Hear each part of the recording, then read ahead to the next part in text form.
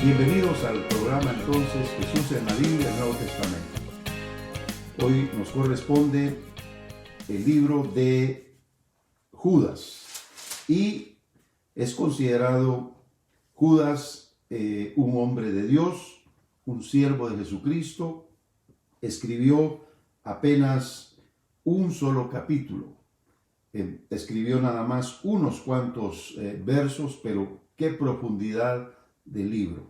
Lo que estamos haciendo es siempre identificando el nombre de Jesús, de Jesucristo, Dios o el Señor, en referencia al Hijo de Dios. Y de acuerdo a lo que ahí escribieron los apóstoles en estas epístolas, entonces nosotros tenemos una meditación y yo hago un comentario al respecto. De eso trata el estudio. Pero lo más importante es que leemos literalmente. Yo tengo aquí una versión. Usted podrá tener otra versión. Puede oírme y puede leer su propia versión, la que tiene al alcance de su mano.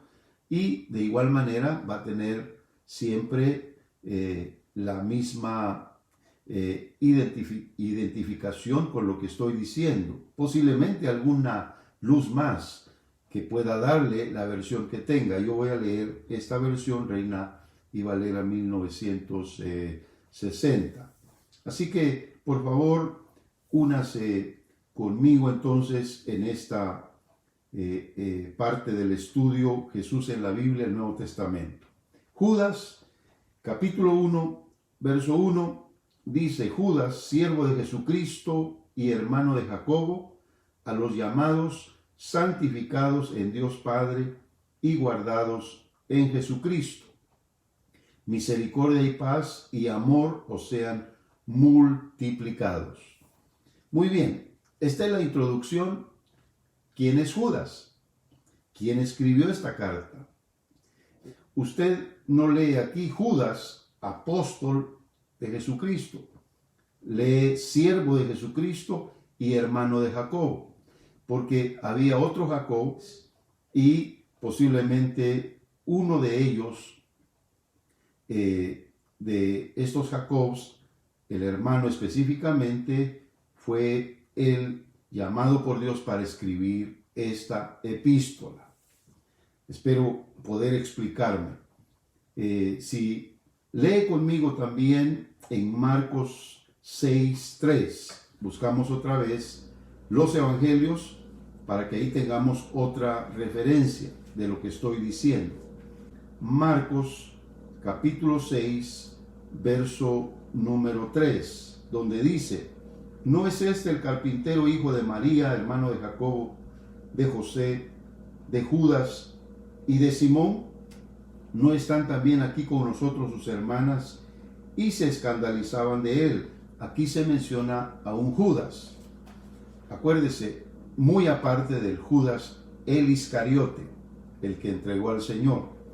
Entonces, pudiera ser el hermanastro del Señor, pero pudiera ser que no. Y los eruditos todavía no se ponen de acuerdo. Así que nosotros no vamos a tener una discusión al respecto. Vamos a tratar de tomar entonces lo siguiente, y es que este escritor llamado Judas escribió posiblemente a los judíos que estaban todavía en Jerusalén. Consideran algunos que fue entre el año 70 aproximadamente, antes de que viniera la destrucción de Jerusalén en el año 70. O posiblemente él escribió también a los que habían establecido su carrera cristiana en las iglesias del Asia Menor.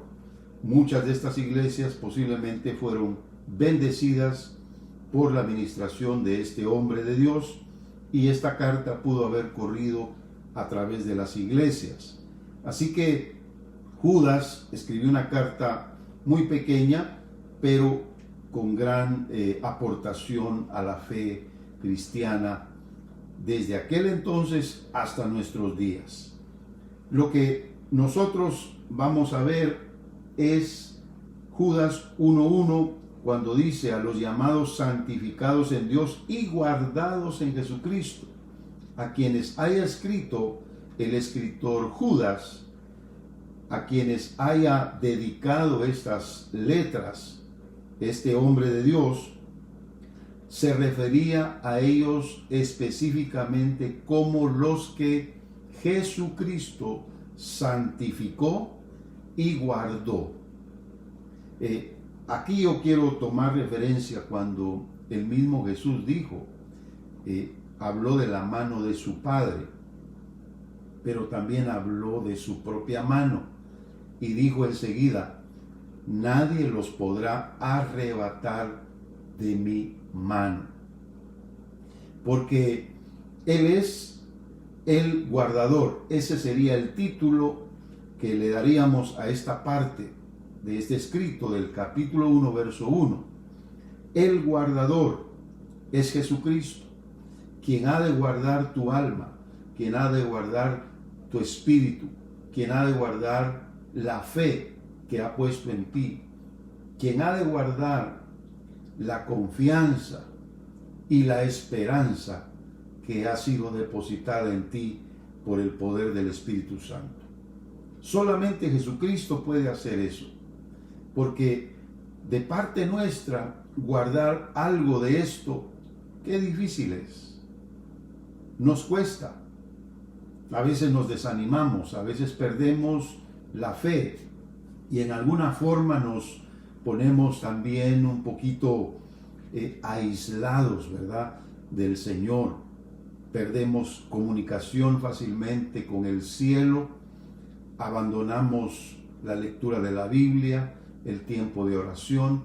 Es decir, si se tratara de nuestro esfuerzo, si se tratara de nuestro sacrificio solamente, sería imposible permanecer, porque humanamente hablando somos bastantes vulnerables. Así que la ayuda del Señor a través de su Espíritu, a través del poder sobrenatural que viene de Él por su Espíritu Santo, es quien nos mantiene de pie, quien nos mantiene firmes. Digo esto porque en todo tenemos que honrar al Señor, no porque yo quiera solamente decir que sí, somos débiles.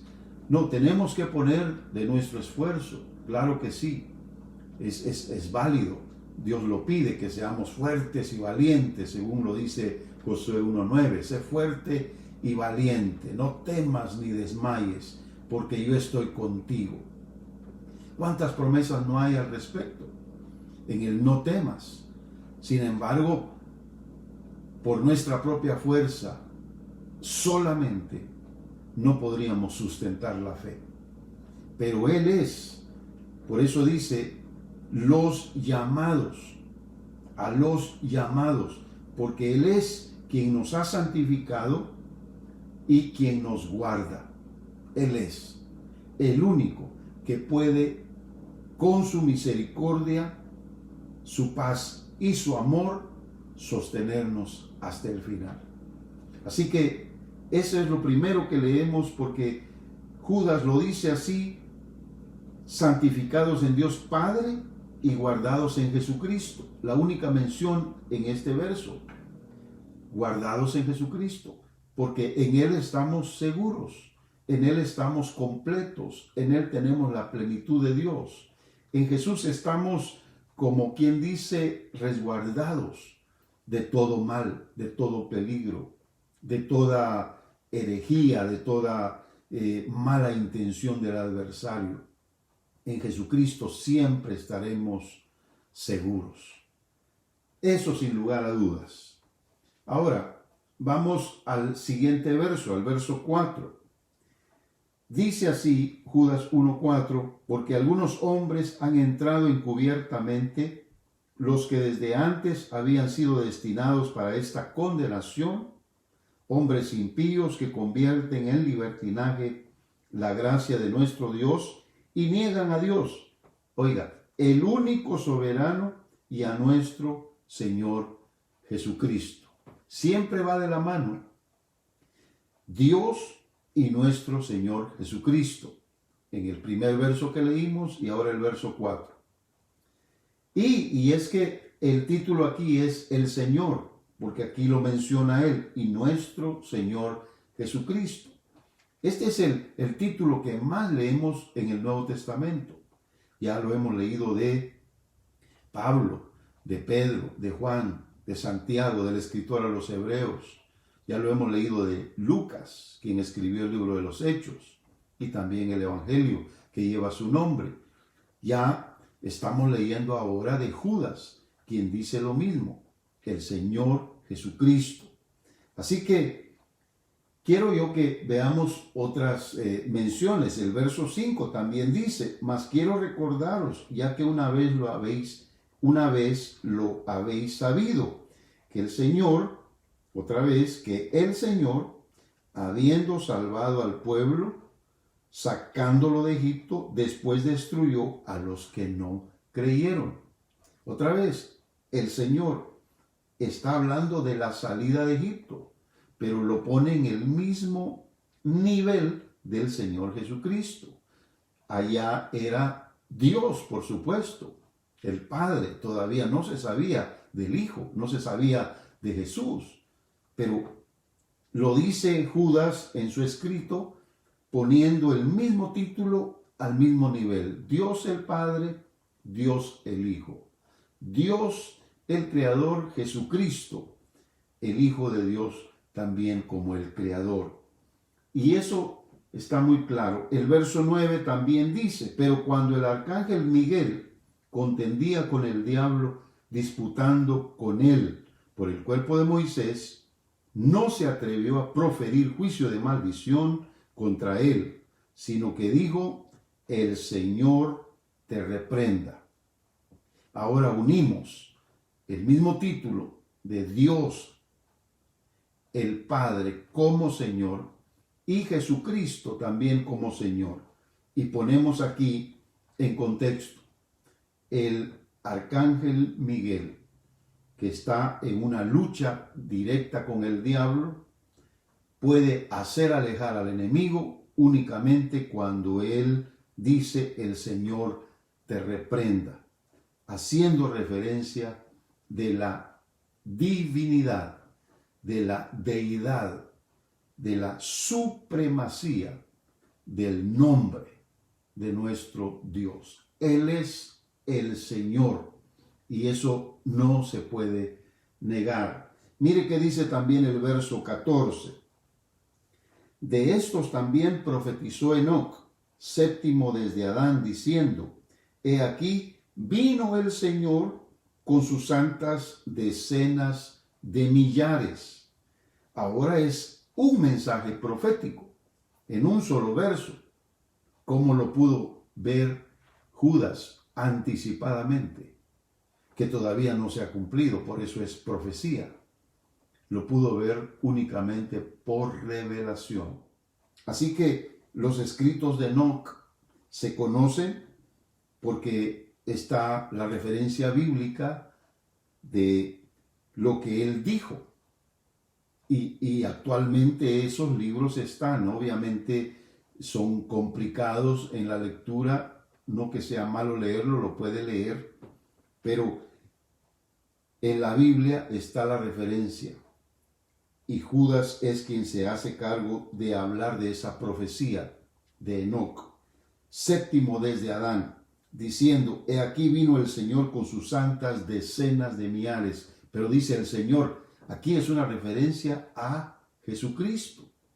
Estando en el mismo nivel de Dios y Jesús como el Hijo, ahora es visto como el mismo, pero que viene para establecer su reino sobre la tierra con millares de ángeles. Amén.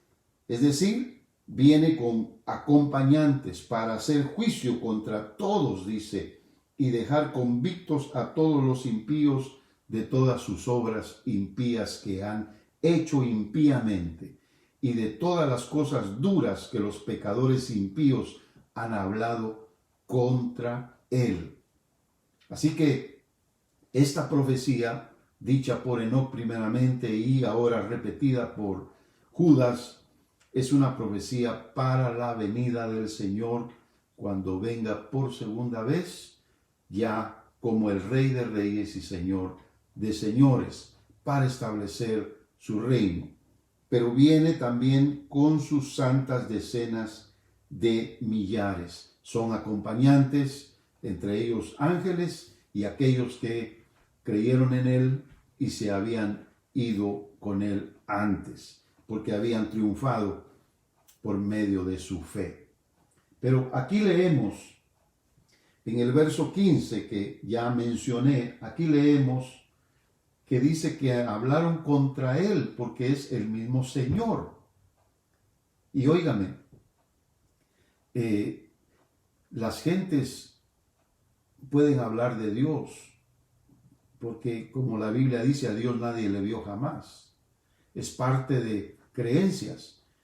Dios en sí es parte de creencias en todas las religiones. Y muchos tienen diferentes maneras de creer cómo llegar a Dios, el creador de todas las cosas. Sin embargo, sabemos que quien le reveló verdaderamente fue Jesucristo.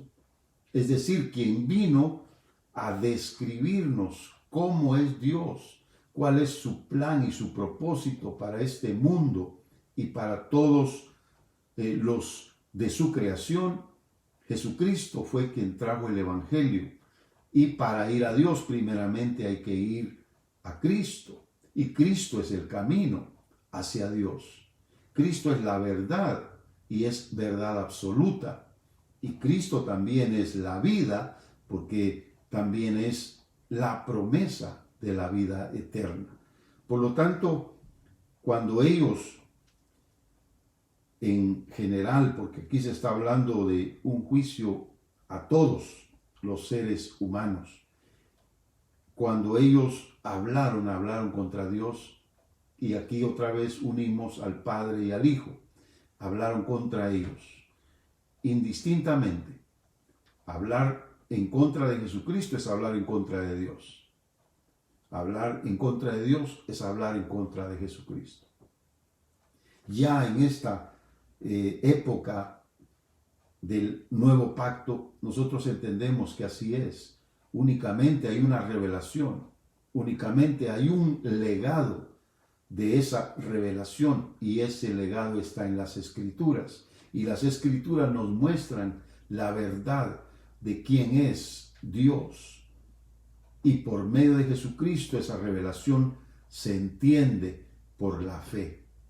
Porque la razón no da, porque nuestro intelecto se queda corto, pero da para los que creen, los que por la fe se acercan a Dios, los que, como dice la misma Escritura, los que se acercan a Él creen que Él existe y que Él es galardonador de los que le buscan, según lo dice Hebreos capítulo 11.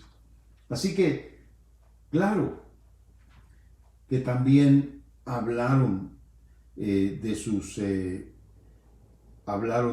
enviados, hablaron de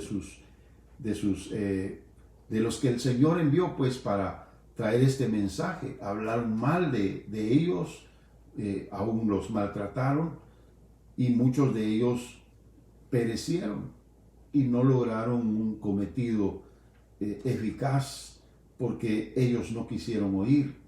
Entonces todas esas cosas duras que los pecadores hicieron, las cosas duras que los pecadores hablaron, van a ser tomadas en cuenta, porque ¿sabe usted quién es el juez al final?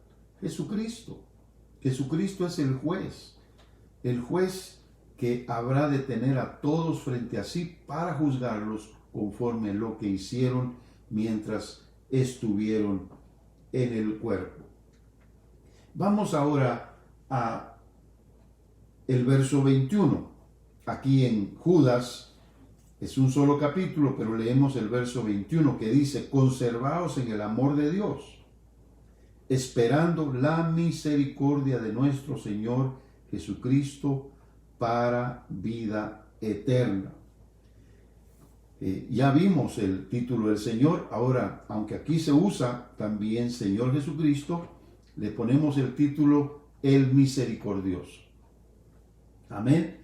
Porque ya lo vimos como el guardador, y es el que también Judas bendice diciendo: misericordia y paz y amor os sean multiplicados, porque Él es el misericordioso. Y en esta lectura nosotros leemos que nuestro Señor Jesucristo en su misericordia nos preservará, nos conservará en el amor de Dios. Ahí es el mejor refugio para todos los hijos de Dios, para estar realmente guardados, para que el Señor así nos tome, así nos lleve, así nos dé la vida eterna. Todo por estar en Jesucristo. Porque fuera de Jesucristo no hay salvación.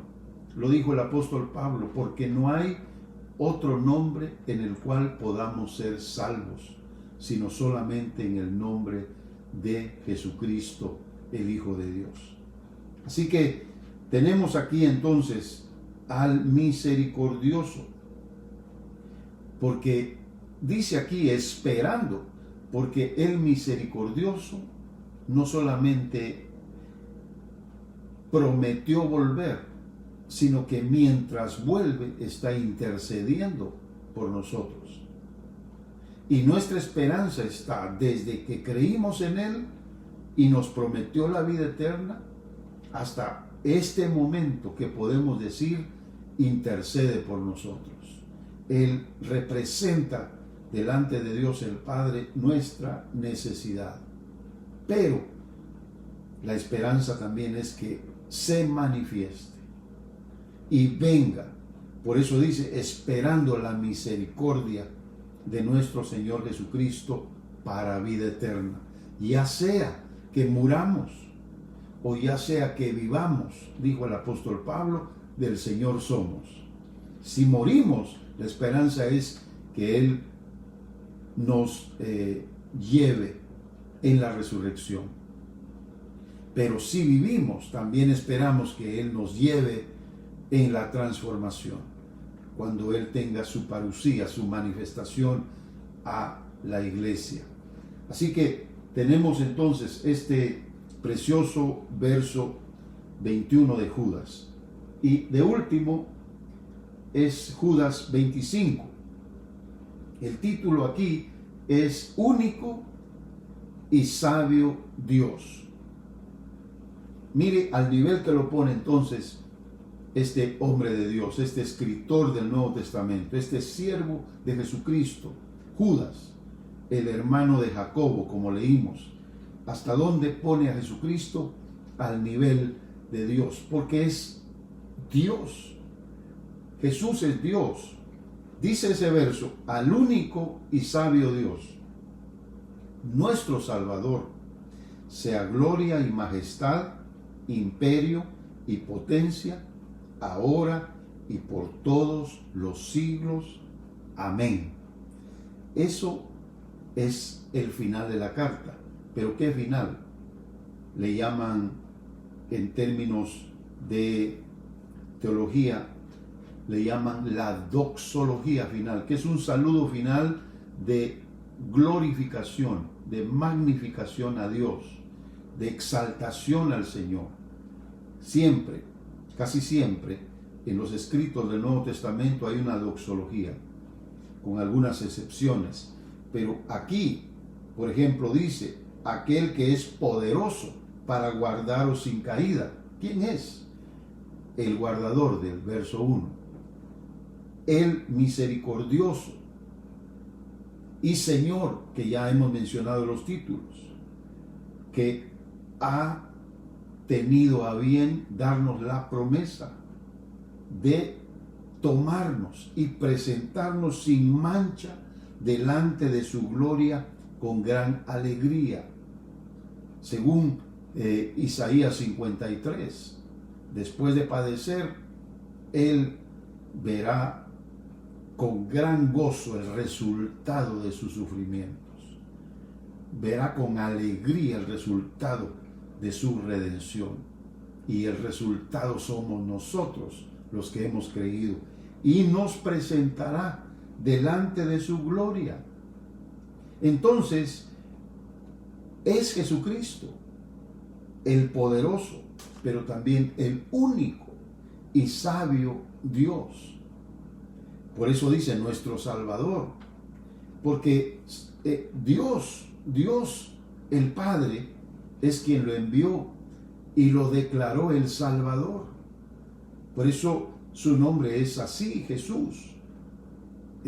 Como algunos dicen, Yeshua, está bien en un término hebreo, pero según nuestras Biblias, en el idioma castellano que hablamos, es Jesús. ¿Qué significa el Salvador? Es traducción.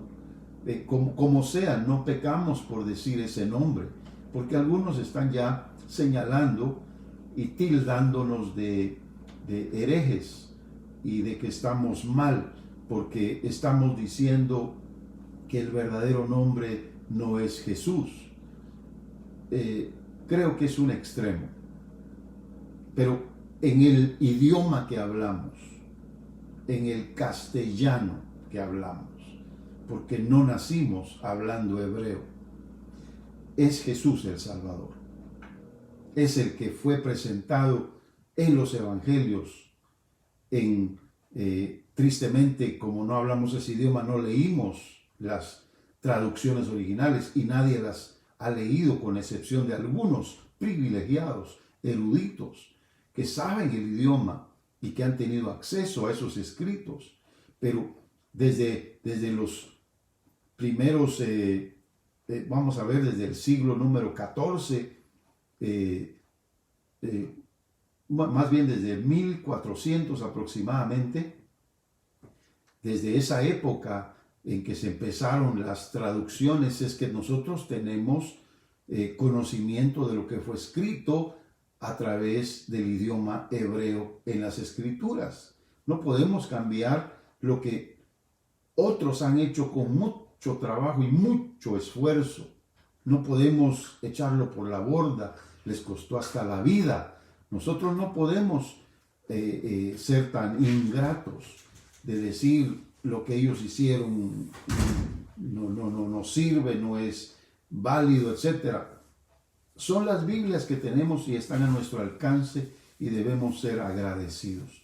Así que, ¿quién es el Salvador? Sino Jesucristo, el único, pero es Dios y es el sabio Dios.